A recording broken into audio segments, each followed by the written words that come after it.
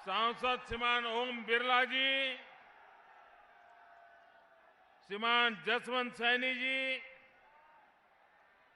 विजय पाल जी तोमर,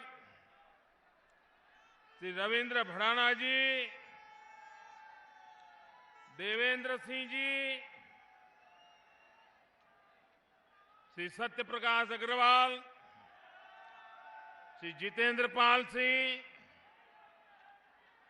शिव कुमार राणा जी, श्रीमान सोमेंद्र तोमर जी, श्रीमान हरिकांत आहलुवालिया जी, श्रीमान विजयपाल कश्यप जी, योगेश धामा जी, सत्येंद्र तोमर जी, मंजू शिवाज जी, विजयपाल जी, केपी मलिक जी, कपिल देव अग्रवाल जी, उमेश मलिक जी, प्रमोद उंतवाल जी, सतवीर त्यागी जी,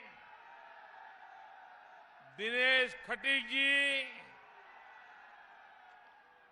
और विशाल संख्या में पधारे हुए मेरे प्यारे भाइयों और बहनों,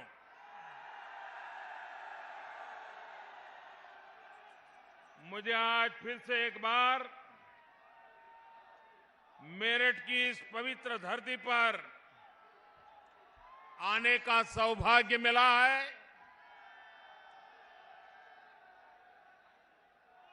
देश के आजादी के आंदोलन को देखा जाए तो 1857 का स्वातंत्र्य संग्राम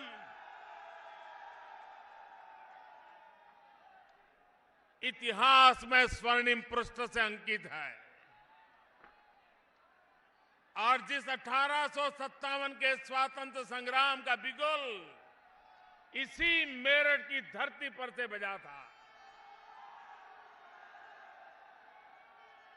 मेरा सौभाग्य है कि उत्तर प्रदेश के चुनाव का बिगुल बजाने के लिए मुझे भी मेरठ की धरती से आरंभ करने का अवसर मिला है।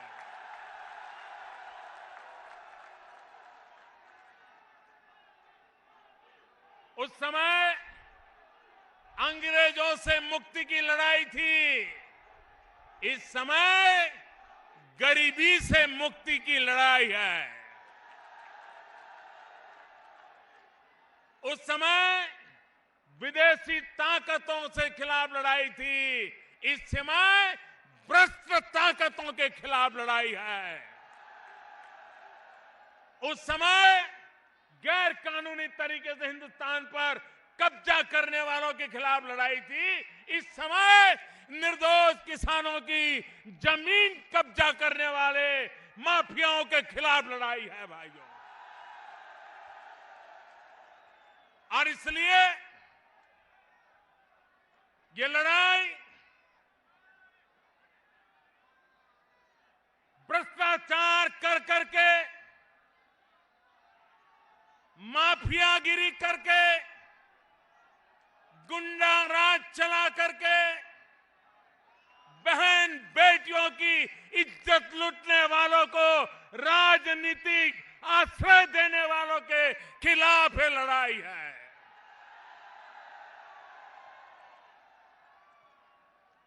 भाइयों बहनों,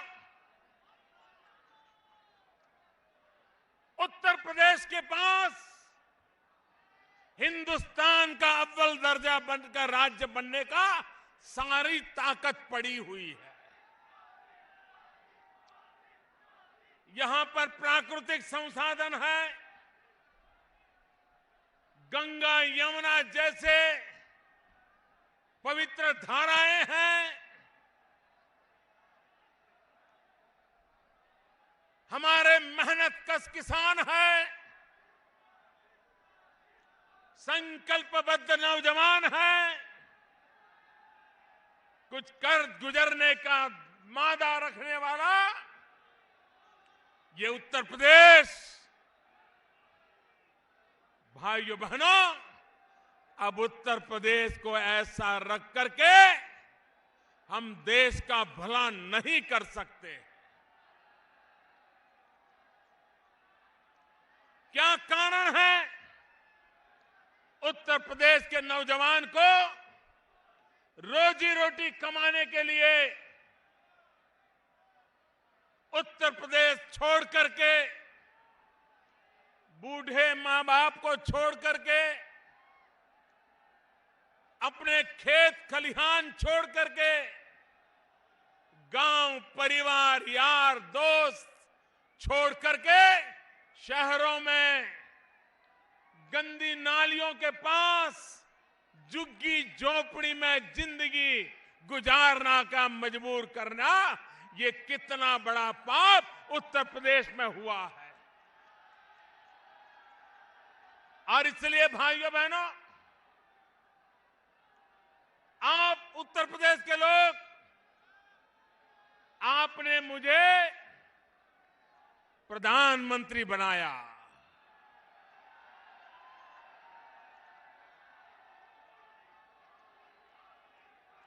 और आपने मुझे जो काम दिया है, मेरे प्यारे उत्तर प्रदेश के भाइयों बहनों, 2.5 साल हो गए, 2.5 साल हो गए। मोदी के नाम पर कोई कलंक है क्या? कोई कलंक है क्या? देश का नुकसान हुआ हो ऐसा कोई काम किया है क्या? देश को सर झुकाना पड़े ऐसा कोई काम किया है क्या? भाइयों बहनों, उत्तर प्रदेश ने मुझे जो भरोसा दिया, उत्तर प्रदेश ने मुझे जो प्यार दिया, मैंने उत्तर प्रदेश की इज्जत को नई ऊंचाइयों पर ले जाने के लिए मुझसे जो हो सकता है करने में कोई कमी नहीं रखी है। लेकिन भाइयों बहनों, उत्तर प्रदेश, मुझे उत्तर प्रदेश का अभी भी कर्ज चुकाना शेष है।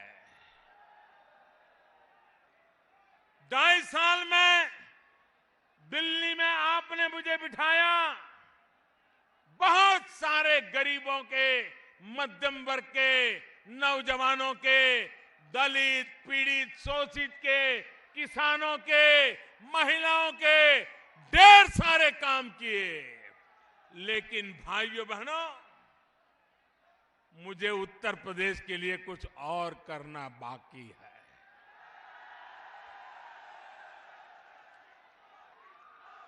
मैं उत्तर प्रदेश में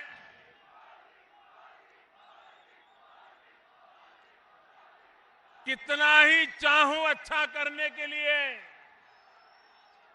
लेकिन अगर यहां रुकावटें पैदा करने वाली सरकारें बैठी रही तो दिल्ली से जो लाभ पहुंचाना है वो लखनऊ में अटक जाएगा कि नहीं अटक जाएगा? ये लोग जिन्होंने अब तक उत्तर प्रदेश का भला नहीं होने दिया, उनके पास अटक जाएगा कि नहीं अटक जाएगा? ये जब तक लखनऊ में बैठी हुई उत्तर प्रदेश की सरकार को घर नहीं भेजते हैं, दिल्ली से जो भेज रहा हूं वो आप तक पहुंचेगा नहीं। इसलिए इनको हटाना बहुत आवश्यक है।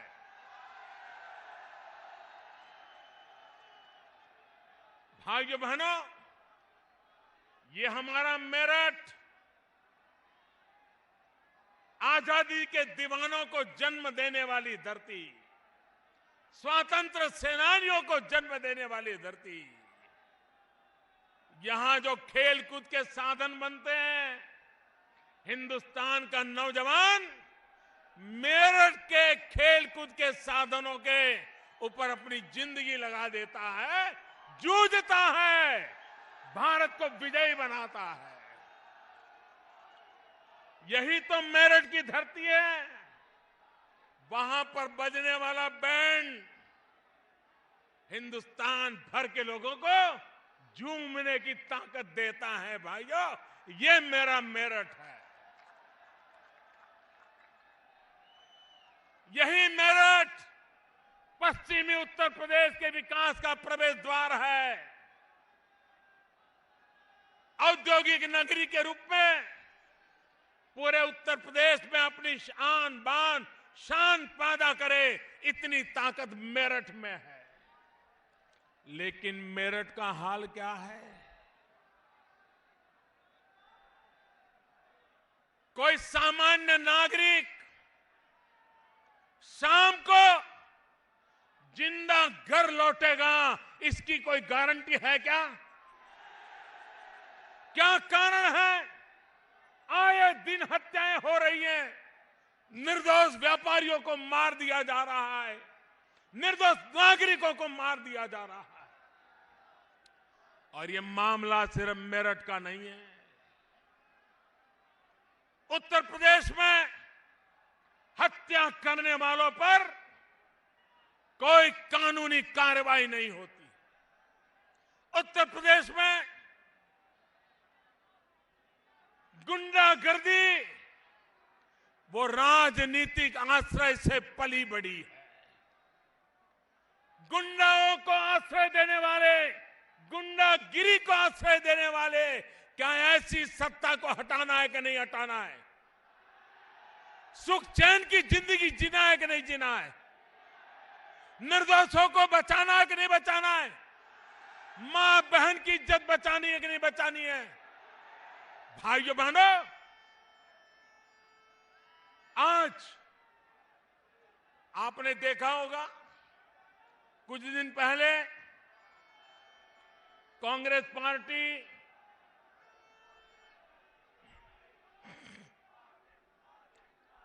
गांव-गांव जाकर के यात्राएं निकाल करके उत्तर प्रदेश को कैसे लूटा जा रहा है, उस पर भाषण दे रहे थे कि नहीं दे रहे थे? ये कांग्रेस वाले एक रथ यात्रा निकाल करके गांव-गांव जाकर के ये सपा को गालियां दे रहे थे कि नहीं दे रहे थे? उत्तर प्रदेश सरकार को बदनाम कर रहे थे कि नहीं कर रहे थे? उत्तर प्रदेश की सरकार गुंडागिर्दी करती है, वो कहते थे कि नहीं कहते थे? ये लोग बेईमान है, ऐसा कहते थे कि नहीं कहते थे? इन लोगों ने उत्तर प्रदेश को बर्बाद किया, ये कहते थे कि नहीं कहते थे? रातों रात ऐसा क्या हो गया कि आप उनके गले लग गए?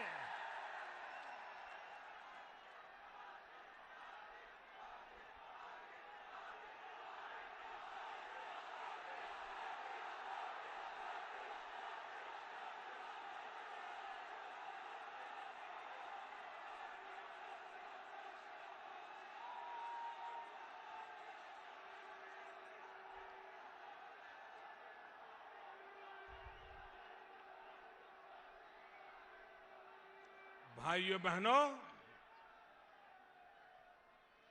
राजनीति में गठबंधन तो हमने देखे हैं, लेकिन ऐसा गठबंधन पहली बार देखा जो सुबह शाम एक दूसरे के खिलाफ, और आज से नहीं, पिछले कई दशकों से एक दूसरे को खत्म करने के लिए कोई मौका नहीं छोड़ते थे। आज गले लग करके बचाओ बचाओ बचाओ।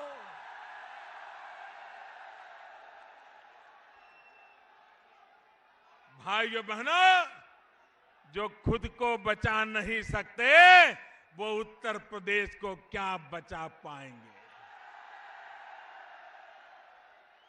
देश की जनता ने जिन्हें हिंदुस्तान में से साफ कर दिया, उत्तर प्रदेश में भी कहीं देखने के लायक नहीं रखा। वो कैसे बचा सकते हैं, ये मुझे समझ नहीं आता है। उत्तर प्रदेश के लोग तो भली भांति जानते हैं। आप मुझे बताइए भाइयों बहनों, इनको उत्तर प्रदेश के भाग्य से कोई लेना देना है क्या? भाइयों बहनों, ये चुनाव स्कैम के खिलाफ भाजपा की लड़ाई है। ये चुनाव स्कैम के खिलाफ भाजपा की लड़ाई है।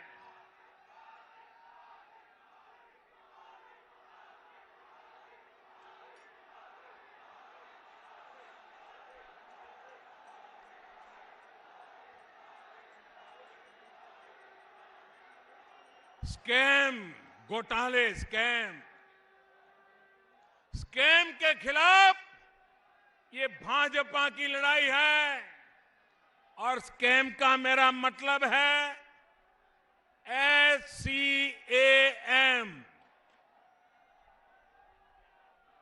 स्कैम का मतलब है SCAM।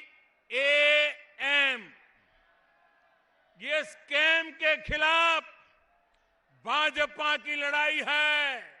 स्कैम का मतलब है S Samajwadi, C Congress, A Akhilesh, M Mayawati.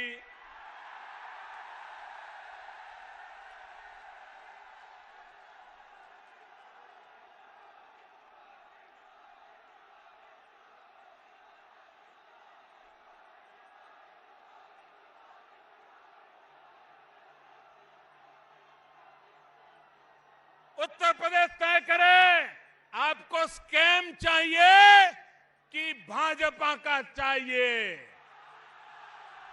आपको स्कैम चाहिए कि कमल चाहिए? आपको स्कैम चाहिए कि यूपी का विकास चाहिए? आपको स्कैम चाहिए कि नौजवानों को रोजगार चाहिए?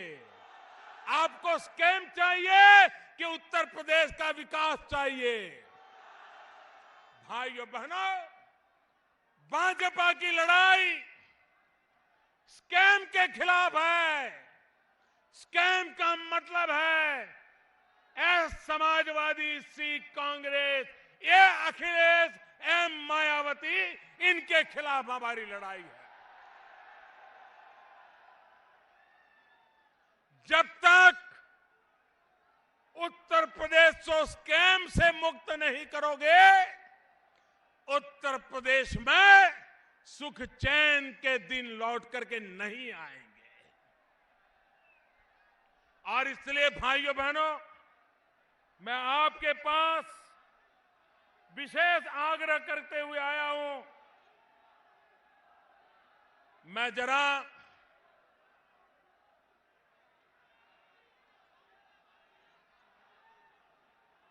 सपा के नेताओं से पूछना चाहता हूं, उनके साथ गठबंधन करने वालों से पूछना चाहता हूं, और मैं उत्तर प्रदेश के लोगों से कहना चाहता हूं, दिल्ली से मैं उत्तर प्रदेश की कितनी ही मदद करना चाहूं, लेकिन अगर इस सरकार में दम नहीं होगा, इस सरकार में इरादा नहीं होगा, तो या तो वो रुपये कहीं और चले जाएंगे, या तो वो रुपये ऐसे ही पड़े पड़े सड़ जाएंगे। क्योंकि इनको उत्तर प्रदेश का भला नहीं करना है, उनको तो गोटी बिठा करके अपनी सरकार बचानी है। आपने 2 महीने पहले देखा होगा, ये सपा के नेता कह रहे थे फलाना भ्रष्टाचारी है, फलाना एंटी सोशल है, फलाना खनन माफिया है, उसलिए मैं इनको निकालना चाहता हूं। और इस चुनाव में आपने देखा होगा, 2 महीने पहले जिनको उन्होंने खनन माफिया कहा, गुंडागिर्दी की सरदारी करने वाला कहा, जमीनों का माफिया कहा, ये सपा वालों को उनको टिकटें क्यों देनी पड़ी? इस चुनाव में ऐसे लोगों को टिकट देने के लिए क्यों मजबूर हुए? और इसलिए भाइयों बहनों, इनके इरादे नेक नहीं है। और इसलिए भाइयों बहनों, मैं आपको बताना चाहता हूं, गरीबों को बीमारी में सरकार की तरफ से मदद मिले, माताओं बहनों को बीमारी में मदद मिले, इसलिए भारत सरकार ने करीब 4,000 करोड़ रुपया ये यूपी सरकार को आरोग्य की सेवाओं के लिए, अगर बुजुर्ग लोग बीमार होते हैं तो उनको मदद करने के लिए दिए। मुझे बड़े दुख के साथ कहना पड़ेगा कि 2014-15 में 4,000 करोड़ में से 2,500 करोड़ रुपए भी खर्च नहीं कर पाए और उसका भी हिसाब अभी तक देने से कतराते रहते हैं। 2015-16 में हमने सोचा उत्तर प्रदेश इतना बड़ा है, बीमारी के कारण मध्यम वर्ग का इंसान भी आर्थिक संकट में आ जाता है, तो हमने मदद 4,000 करोड़ से बढ़ा करके करीब 7,000 करोड़ कर दी। मुझे दुख के साथ कहना है कि 7,000 करोड़ करने के बाद भी साल बीत गया, 2017 आ गया, लेकिन भाइयों बहनों 7,000 करोड़ में से भी 2,800 करोड़ से ज्यादा पैसे गरीबों के लिए खर्च नहीं कर पाए। जरा उत्तर प्रदेश सरकार बताएं, क्या लोग बीमार हो, दिल्ली में बैठी हुई सरकार पैसे देती हो? कौन सी राजनीति थी कि आप इन पैसों को गरीबों की दवाई के लिए भी खर्च नहीं करते थे? आप देखते थे हमारी वोट बैंक वाला आएगा तो पैसे देंगे, लेकिन हमारी वोट बैंक वाला नहीं आएगा तो भले बीमार रहे, भले वो सड़ता रहे, उसको पैसे नहीं दिए जाएंगे। इसके कारण ये पैसे पड़े रहे। आप मुझे बताइए भाइयों बहनों, क्या बीमारी की भी जात होती है क्या? क्या बीमारी का भी वोट बैंक होता है क्या? कोई भी बीमार हो उसको मदद मिलनी चाहिए कि नहीं मिलनी चाहिए? बीमारी में उसका हाथ बटाना चाहिए कि नहीं बटाना चाहिए? लेकिन ये उत्तर प्रदेश की सरकार हर चीज वोट बैंक की तराजू से तोलती रही है और उसका नतीजा ये है कि भाइयों बहनों, उत्तर प्रदेश के भाग्य को ये लोग रुकावट बने हुए हैं। भाइयों बहनों, अमृत मिशन शहरों में, मेरठ जैसे नगरों में सुविधाएं बढ़ाने के लिए, पानी पहुंचाने के लिए, रोड अच्छे बनाने के लिए, लाइट अच्छी लगाने के लिए, ड्रेनेज की व्यवस्था करने के लिए भारत सरकार ने एक अमृत योजना बनाई। इस अमृत योजना के तहत उत्तर प्रदेश सरकार को करीब 7,200 करोड़ रुपया दिया गया। कितना? जरा जोर से बोलिए, 7,200 करोड़। कितना? कितना? कितना? 7,200 करोड़। साल पूरा हो गया, खर्चा कितना किया? 400 करोड़। कितना किया?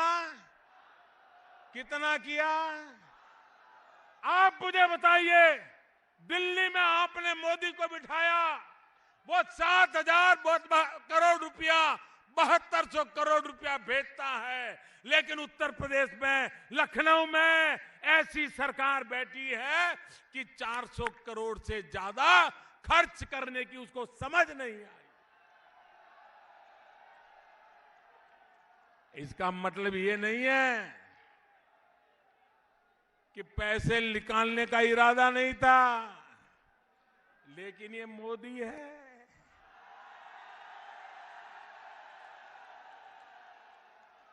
पाई पाई का हिसाब मांग रहा था, हर बारी चीज पूछ रहा था। उत्तर प्रदेश की सरकार का पसीना छूट रहा था, उनको लग रहा था कि मोदी से पैसे तो लेने हैं, लेकिन हिसाब देना नहीं है। वो दिन चले गए। 7200 करोड़ रुपया उत्तर प्रदेश के नगरों के लिए दिल्ली सरकार अपने खजाने से दे, और 400 करोड़ से भी ज्यादा खर्च न हो, इससे ज्यादा जनता के साथ धोखा क्या हो सकता है भाइयों बहनों। और इसलिए मैं कहता हूं, ये सरकार रुकावट है। ये रुकावट को हटाना है, तब जाकर के विकास की संभावना है।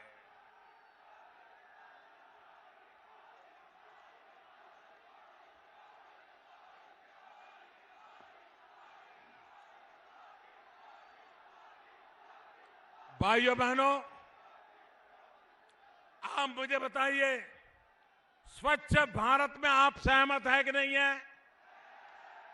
स्वच्छ मेरठ के लिए आप सहमत है कि नहीं है?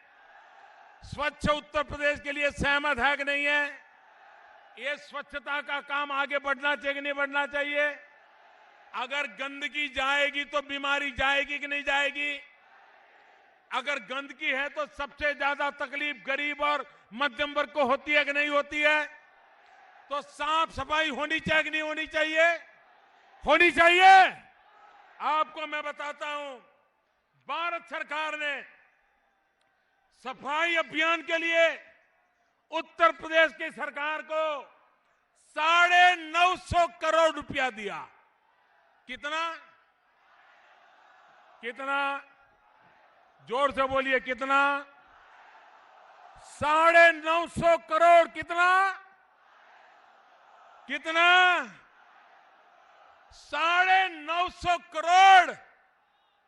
और ये 40 करोड़ रुपया भी खर्च नहीं कर पाए भाइयों। वो पूरी दिन कभी चाचा तो कभी पापा तो कभी चाची तो कभी भतीजा, कभी मामा तो कभी मामा का साला, तो कभी साले का भतीजा, तो कभी भतीजे की बहू, न जाने कहां कहां क्या हाल करके रखा है उत्तर प्रदेश का, क्या हाल करके रखा है भाइयों बहनों। और इसलिए मैं कहने आया हूं कि दिल्ली सरकार आज उत्तर प्रदेश का जीवन बदलने के लिए सब कुछ करने को तैयार है, क्योंकि उत्तर प्रदेश ने मुझे प्रधानमंत्री बनाया है। लेकिन ऐसी सरकार जो रुकावटें डाल रही है, और इसलिए मैं कहने आया हूं भाइयों बहनों, उत्तर प्रदेश का भाग्य बदलना है तो पहले उत्तर प्रदेश की सरकार बदलो, भाग्य बदलना शुरू हो जाएगा। भाइयों बहनों, इन दिनों मैं चाहता हूं हर परिवार को अपना घर होना चाहिए कि नहीं होना चाहिए? आजादी के 70 साल के बाद हर परिवार का अपना घर होना चाहिए कि नहीं होना चाहिए? गरीब को भी अपना घर होना चाहिए कि नहीं होना चाहिए? मध्यम वर्ग के व्यक्ति को भी अपना घर होना चाहिए कि नहीं होना चाहिए? सुख चैन से परिवार जी सके ऐसी व्यवस्था होनी चाहिए कि नहीं होनी चाहिए? मैंने सपना संजोया है, मैंने बीड़ा उठाया है कि 2022 जब भारत की आजादी के 75 साल होंगे, हिंदुस्तान के हर इंसान को अपना रहने का घर होगा। ये काम मैंने उठाया।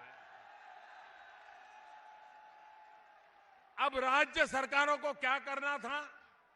राज्य सरकारों को सिर्फ लोगों से, इस कैटेगरी में जो लोग आते हैं उनसे अर्जी लेनी थी, उसकी छानबीन करनी थी और वो सूची भारत सरकार को भेजनी थी। आज मुझे दुख के साथ कहना पड़ रहा है कि भारत सरकार बार बार उत्तर प्रदेश सरकार को चिट्ठी लिखती रही कि मकान के लिए लाभार्थियों की सूची दीजिए। भाइयों बहनों, महीनों तक चिट्ठी का जवाब भी नहीं दिया। काम करने की तो बात छोड़िए, एक भी नाम नहीं दे पाए। आखिरकार हमने फैसला किया कि भारत सरकार के गांव-गांव में जो कम्युनिटी सर्विस सेंटर है, वहां जो लड़के काम कर रहे हैं उनको बताया जाए कि आप अर्जियां लेना शुरू कर दीजिए। और जब भारत सरकार ने सीधी अर्जियां लेना शुरू कर दिया, हजारों लोग अर्जियां देने लगे, तब उत्तर प्रदेश की सरकार डर गई। उसको लगा ये मोदी तो सीधा काम कर रहा है, लोगों से सीधा पहुंच रहा है। तो फिर सोते हुए जाग गए और सूची तैयार करने लगे। आप मुझे बताइए, क्या 24 घंटे राजनीति करते रहोगे? क्या उठापटक करते रहोगे? किसको गिराओगे, किसको गले लगाओगे, यही करते रहोगे क्या? भाइयों बहनों, ऐसे लोग पहले परिवार का सोचते थे कि खुद का सोचने लगे, अब सिर्फ खुर्शी का सोच रहे हैं। ऐसे लोगों से उत्तर प्रदेश का भाग्य नहीं बदलेगा। और इसलिए भाइयों बहनों, मैं आज आपसे आग्रह करने आया हूं कि आप ये इलाका हिंदुस्तान में सबसे ज्यादा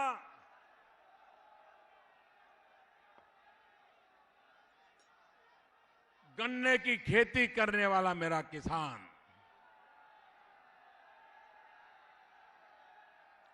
मैं श्रीमान केशव प्रसाद मौर्य और उत्तर प्रदेश भारतीय जनता पार्टी के सभी नेता, सभी उम्मीदवार, उनको हृदय से बहुत बहुत बधाई देता हूं। एक बहुत बड़ा फैसला उन्होंने किया है। उन्होंने कहा है कि उत्तर प्रदेश में भारतीय जनता पार्टी की सरकार बनते ही सबसे पहला काम जो लघु एवं सीमांत किसान है, उनका फसल का जो कर्ज है वो माफ करने का वादा ये मेरे उत्तर प्रदेश ने किया है। सरकार बनने के बाद पहला काम करने का वादा किया है। और मैं आपको वचन देता हूं, मैं दिल्ली से बराबर देखूंगा कि मेरे किसानों का वादा पूरा किया कि नहीं किया, ये मैं पूरा देखूंगा। हमने दूसरा वादा किया हमारे उत्तर प्रदेश के लोगों ने।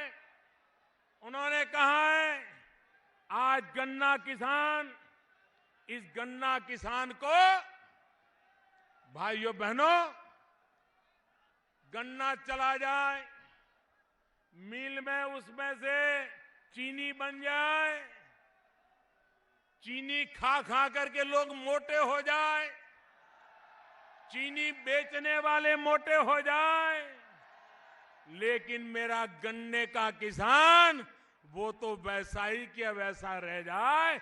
ये स्थिति अब नहीं चलेगी। उत्तर प्रदेश भारतीय जनता पार्टी ने वादा किया है, अब गन्ना किसानों को 14 दिन में भुगतान कर दिया जाएगा। 14 दिन में भुगतान कर दिया जाएगा। भाइयों बहनों, अगर इरादे नेक हो तो काम पूरा किया जा सकता है। आपको पता है, इसी मैदान में मैंने सभा की थी और मैंने गन्ना किसानों को 2014 के चुनाव के पहले वादा किया था कि एक बार दिल्ली में हमारी सरकार बनेगी, गन्ना किसानों के बकाया उस मामले को मैं हाथ में लूंगा और समाधान करूंगा।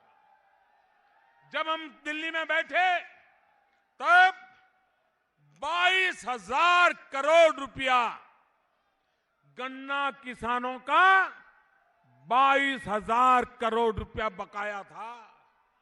ये 22,000 करोड़ रुपया ये छोटी रकम नहीं है, बहुत बड़ी रकम है। 22,000 करोड़ का भुगतान। आप बताइए किसानों का क्या हुआ होगा? किसानों के नाम पर राजनीति करने वाले, किसानों के नाम पर यात्राएं करने वाले, किसानों के नाम पर घड़ियाली आंसू बहाने वाले, मैं उनसे पूछना चाहता हूं, क्या कारण था कि 2014-15 तक हमारे आने से पहले इन गन्ना किसानों का 22,000 करोड़ रुपया क्यों बकाया था? कभी उसका तो जवाब दो। भाइयों बहनों, हम आए, एक के बाद एक कदम उठाए और जो 22,000 करोड़ रुपया बाकी था, 99% रकम चुकता करने का काम आते ही करने में हम सफल हो गए थे और गन्ना किसानों के खाते में सीधे पैसे उनके बैंक अकाउंट में डाले थे।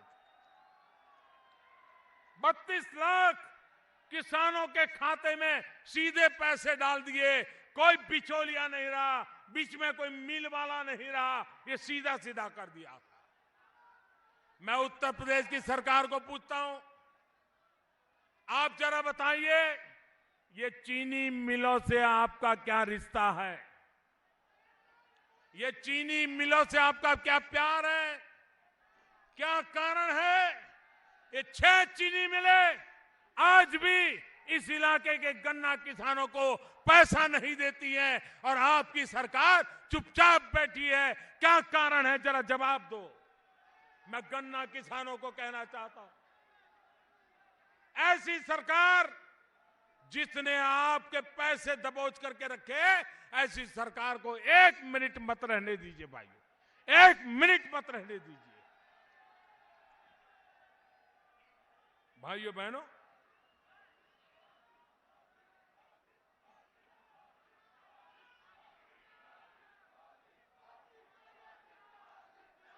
उत्तर प्रदेश में भी धान की खेती होती है, उत्तर प्रदेश में गेहूं की खेती होती है। सरकार किसानों से जहां भाजपा की सरकारें हैं, मेरे किसान भाई जरा समझिए,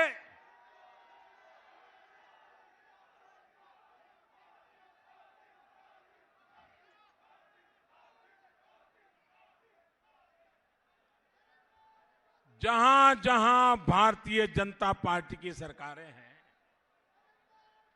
वहां किसान जो पैदावार करता है, जो सरकार खरीदती है, चाहे धान की खरीदी हो, चाहे गेहूं की खरीदी हो, चाहे हरियाणा हो, छत्तीसगढ़ हो, मध्य प्रदेश हो, गुजरात हो, महाराष्ट्र हो, किसान जो पैदा करता है, करीब करीब 60% से भी ज्यादा सरकार खुद उसको लेकर के किसानों को पूरा दाम देती है। क्या कारण है?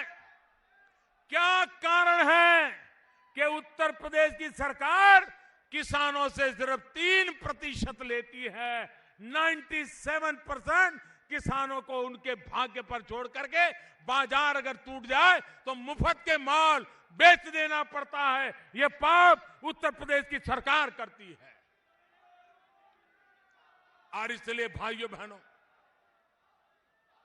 मैं आज आपसे आग्रह करने आया हूं कि उत्तर प्रदेश में ये जो स्कैम का खेल चल रहा है उसको पहचानिए और ये स्कैम का खेल हमेशा हमेशा के लिए उत्तर प्रदेश में नेस्त नाबूद हो जाए, उसके लिए आप लोगों ने इस चुनाव में अपने वोट का सही उपयोग करके परिवर्तन लाना होगा। भाइयों बहनों,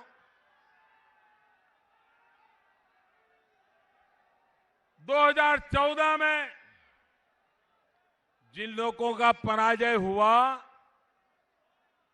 सत्ता के सपने चूर चूर हो गए, हंग पार्लियामेंट बनेगी तो अपनी दुकान चलेगी, ये जो सोच रहे थे उन सबकी नैया डूब गई। और इसलिए हर चीज का विरोध करना। आप मुझे बताइए साहब, 40 साल से हमारे देश में 40 साल से वन रैंक वन पेंशन, हमारे फौजी भाई बहन वन रैंक वन पेंशन इसके लिए मांग कर रहे थे। ये दिल्ली में कांग्रेस के नेता फौजियों की मीटिंग करते थे, फोटो निकलवाते थे, टीवी पर लाइव शो करते थे, फौजियों को गुमराह करते थे। वन रैंक वन पेंशन के नाम पर 40 साल से झूठ बोला गया। 40 साल तक फौजियों की आंखों में धूल झोंकी गई। भाइयों बहनों, हमने वादा किया था हम हमारे फौजियों को वन रैंक वन पेंशन देंगे, और आज मुझे गर्व के साथ कहना है 11-12 हजार करोड़ रुपयों का बोझ हर वर्ष हिंदुस्तान की सरकार की तिजोरी पर आएगा। लेकिन उसके बावजूद भी देश के लिए जान की बाजी लगाने वाले फौजियों के लिए वन रैंक वन पेंशन लागू कर दिया गया।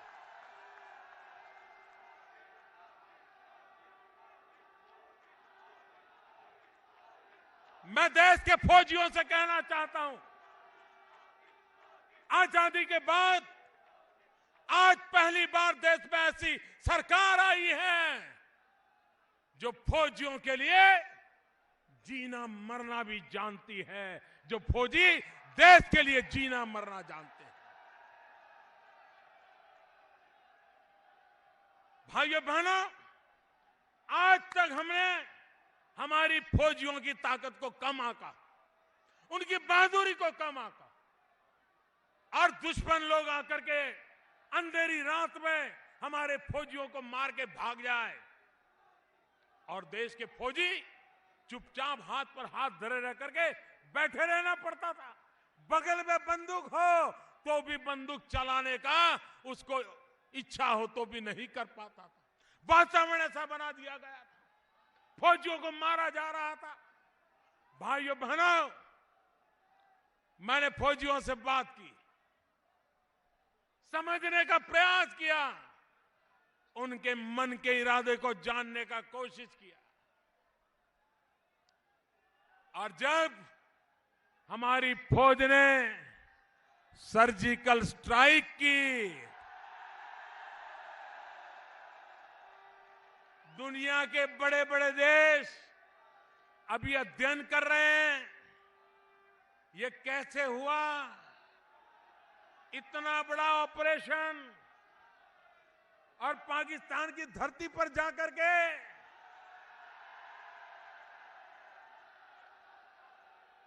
पाई पाई का हिसाब चुकता कर दिया, पाई पाई का हिसाब।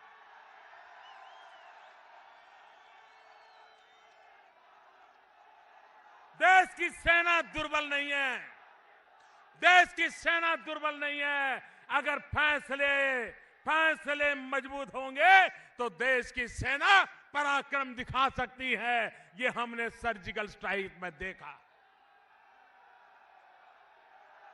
भाइयों बहनों, आप जानते हैं हमारे देश में नेता लोग दिवाली कहां कहां मनाते हैं, जन्मदिन कहां कहां मनाते हैं, कहां कहां जाते हैं।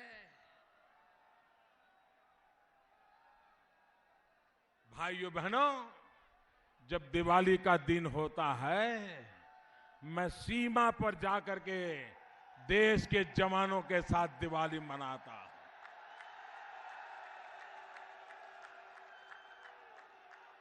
इस दिवाली में मैं चीन की सरहद पे गया था, हमारे सुरक्षा बलों के साथ दिवाली मना रहा था, चाय पान कर रहा था, उनके साथ गप्पे गोष्ठी कर रहा था। तो एक बड़ी आयु के सरदार मेरे पास आए, बोले साहब मेरा एक काम करिए। मैंने कहा क्या? बोले मेरी उम्र हो गई है, बहुत साल फौज में काम किया, अब निवृत्त होने वाला हूं, तो मुझे लगा कि शायद वो कहेंगे कि निवृत्ति के बाद कुछ मेरे लिए सोचना, या मेरे बच्चे बड़े हो गए उनके लिए सोचना। मैंने उनसे कहा बताइए साहब क्या कहना है आपको, क्या कहना चाहते हैं? उन्होंने कहा मेरी एक इच्छा है। देखिए मेरे देश के फौज का मिजाज देखिए। उन्होंने कहा मेरी एक इच्छा है। मैंने कहा क्या? बोले मुझे भी पाकिस्तान की सीमा पर ड्यूटी दे दो, एक और सर्जिकल स्ट्राइक का मौका दे दो।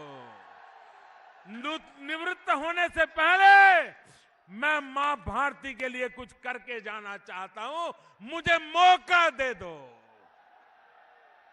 भाइयों बहनों, जिस देश के पास ऐसी फौज हो, ऐसे फौजी हो, उनके लिए 1 रैंक 1 पेंशन देना हम अपना कर्तव्य मानते हैं, जो कर्तव्य हमने पूरा किया।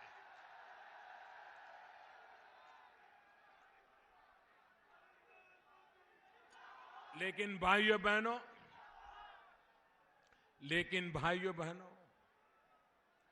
ये देश का दुर्भाग्य देखिए। देश की सेना के पराक्रम पर भी राजनीति के चश्मे से देखने वाले लोग उस पर भी शक करने लग गए, सेना को सवाल करने लग गए। सर्जिकल स्ट्राइक हुआ था कि नहीं हुआ था? आप अंदर गए थे कि नहीं गए थे? अंदर जाकर के किसी को मारा था कि नहीं मारा था? कुछ लोगों को तो इस बात का दुख था कि भाई सर्जिकल स्ट्राइक हुई, लेकिन ऐसा क्या कारण है कि हिंदुस्तान का कोई जवान मरा ही नहीं? उनको दुख इस बात का था कि मेरे सारे जवान जिंदा वापस आए, इसका दुख था। क्या ऐसे लोगों को देश की राजनीति करने का हक है क्या? देश का जवान जिंदा क्यों वापस आया, इसकी जिनको पीड़ा होती है, ऐसे लोगों को देश के नाम पर राजनीति करने का हक है क्या? भाइयों बहनों, राजनीति इतनी नीचे ले गए, और इसलिए भाइयों बहनों, मैं आज मेरठ की धरती पर यह अनुरोध करने आया हूं, उत्तर प्रदेश को विकास की नई ऊंचाइयों पर ले जाना है, हर खेत को पानी पहुंचाना है, हम नौजवान को हाथ में हुनर देना है, माताओं बहनों को सुरक्षा देनी है। और इसलिए मेरे भाइयों बहनों, उत्तर प्रदेश में परिवर्तन जरूरी है।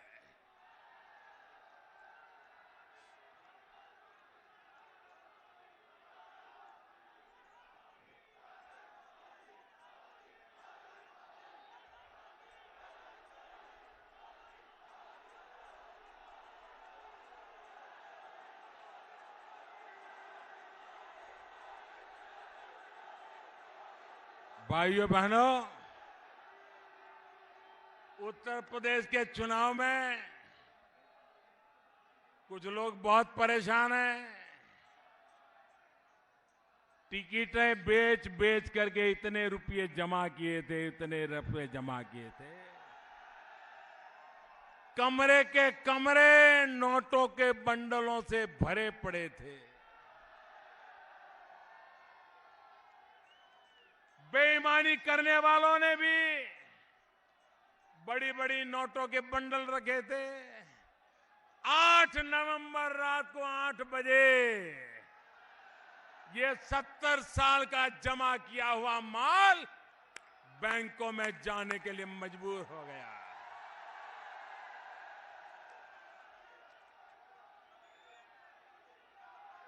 बड़े बड़े लोग रुपये ठिकाने में लगाने में लगे थे, अब परेशान हो रहे। और मैंने कहा था, देशवासियों को कहा था, 50 दिन तक देशवासियों को तकलीफ होगी, 50 दिन के बाद देश को लूटने वालों की तकलीफ शुरुआत हो जाएगी, ये मैंने कहा था।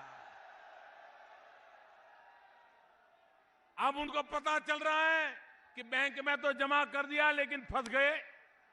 सारा पता चल रहा है कहां से आया कहां गया। बैंक के अफसर जेल जा रहे हैं, बैंक के मुलाजिम जेल जा रहे हैं।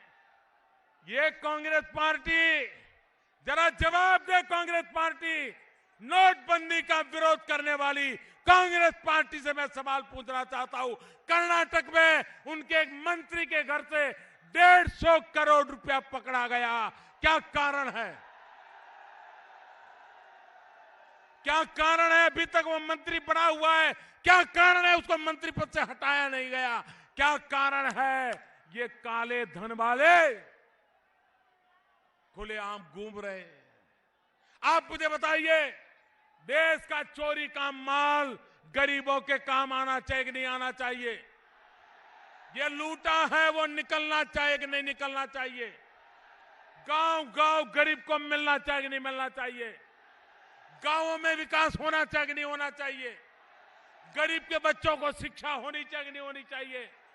ये बेईमानी का पैसा गरीबों की भलाई के काम आना चाहिए कि नहीं आना चाहिए? भाइयों बहनों, मैं 8 नवंबर को जानता था कि निर्णय सरल नहीं है। जिसके पास पैसे हैं वो सारे मेरे दुश्मन बन जाएंगे, ये मुझे उसी दिन पता था। जिन्होंने लूटा है वो सारे मिल जाएंगे। आज मैं देख रहा हूं ये सारे मिलकर के तूफान खड़ा कर रहे हैं कि मोदी ने हमें लूट लिया, अब मोदी को गिरा के रहेंगे। भाइयों बहनों, उत्तर प्रदेश की जनता को मेरठ की धरती से मैं कहना चाहता हूं, आइए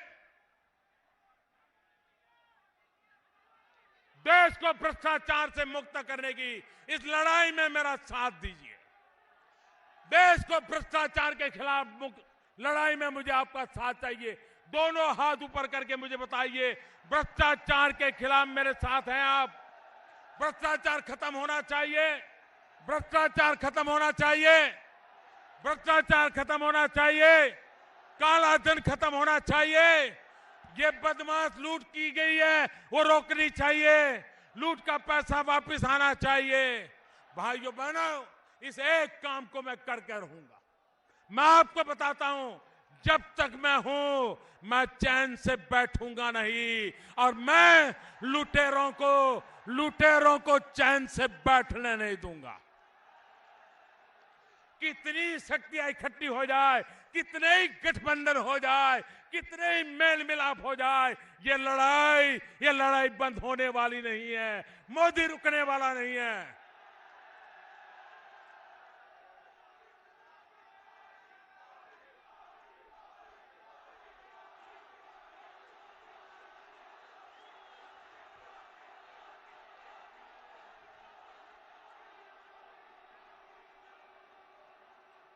इस बजट में भी देखा आपने, हमने सारा शक्ति मध्यम वर्ग के परिवारों की भलाई के लिए, गरीब वर्ग परिवारों को भलाई के लिए पूरा बजट 10 लाख करोड़ रुपया किसानों के लिए कोई सोच सकता है? ये काम इस बजट में हमने किया है भाई। और कोई सोचता होगा कि हम बच जाएंगे। अभी भी मैं कहता हूं, जिन जिन लोगों ने लोगों को लूटा है उनको जवाब देना ही पड़ेगा, ये मैं बिल्कुल साफ कहता हूं। मैं सरकार के अधिकारियों को भी कहता हूं कि उनको छोटे छोटे व्यापारियों को परेशान करने का हक नहीं दिया गया है। और कोई भी व्यापारी को, छोटे व्यक्ति को अगर सरकार का कोई मुलाजिम परेशान करता है, सिर्फ मेरे कान पे लाइए, आपकी रक्षा करने के लिए मैं मैदान में आ जाऊंगा। मुझे बड़े बड़े बेईमानों से लड़ना है, ताकतवर बेईमानों से लड़ना है। मुझे मोहल्ले की कुश्ती नहीं करनी है, मुझे तो बड़े बड़े ताकतवरों को खेलना है, तभी सफाई होगी। मुझे ऊपर सफाई करनी है, उस पर मैं लगा हुआ हूं। और इसलिए छोटे छोटे गांव के व्यापारियों को परेशान करना, ये मेरी सरकार को मंजूर नहीं है, ये हमें मंजूर नहीं है। और इसलिए भाइयों बहनों, ये आप मुझे आशीर्वाद दीजिए, देश को भ्रष्टाचार से मुक्त करने के लिए आशीर्वाद दीजिए, देश को काले धन से मुक्त करने के लिए आशीर्वाद दीजिए, देश को बेईमानों से मुक्त करने के लिए आशीर्वाद दीजिए, देश को माफियाओं से मुक्त करने के लिए आशीर्वाद दीजिए, देश को जमीन हड़पने वालों से मुक्त करने के लिए आशीर्वाद दीजिए, उत्तर प्रदेश को बचाने के लिए आशीर्वाद दीजिए, उत्तर प्रदेश को बनाने के लिए आशीर्वाद दीजिए, उत्तर प्रदेश को नई ऊंचाइयों पर ले जाने के लिए आशीर्वाद दीजिए और भारतीय जनता पार्टी को भारी बहुमत से विजयी बनाइए। यही मेरी आप सबसे प्रार्थना है। दोनों हाथ बंद करके मेरे साथ बोलिए, भारत माता की, भारत माता की, भारत माता की। बहुत बहुत धन्यवाद। परिवर्तन संकल्प रैली में आए हमारे यशस्वी प्रधानमंत्री श्रद्धेय श्री नरेंद्र मोदी जी एवं हमारे प्रदेश अध्यक्ष श्री केशव प्रसाद मौर्य जी एवं सभी आगंतुक महानुभावों का मैं मेरठ महानगर की ओर से और यहाँ पर उपस्थित सभी जनता की ओर से हार्दिक धन्यवाद और आभार व्यक्त करता हूँ। दूर दराज के विधानसभाओं से आए हुए सभी विधायक प्रत्याशियों का मैं आभार व्यक्त करता हूँ। और जो आप सब लोग इतनी देर से यहाँ पर अपने हृदय सम्राट यशस्वी प्रधानमंत्री नरेंद्र मोदी जी के अमृत वचनों का श्रवण कर रहे हैं, मैं आप सभी का भी हृदय की गहराइयों से आपका धन्यवाद ज्ञापित करता हूं। और आप सब लोग जिस प्रकार से व्यवस्था बनाते हुए यहाँ पर आए, उसी प्रकार से अपने अपने गंतव्य स्थल की ओर प्रस्थान करेंगे, ऐसा मेरा विश्वास है। मेरे सभी कार्यकर्ता बंधु जो यहाँ पर लगे हुए हैं, मैं उनसे भी अनुरोध करता हूँ कि वे अपने अपने संसाधनों का उपयोग करते हुए जितनी जनता जनार्दन यहाँ पर आई है उसको वापस ठीक प्रकार से जाने दें। विशेष रूप से मैं आभार व्यक्त करता हूँ अपने जो पार्किंग की व्यवस्था देख रहे हैं, मेरठ महानगर के महामंत्री श्री कमल दत्त शर्मा जी का आभार व्यक्त करता हूँ। हमारे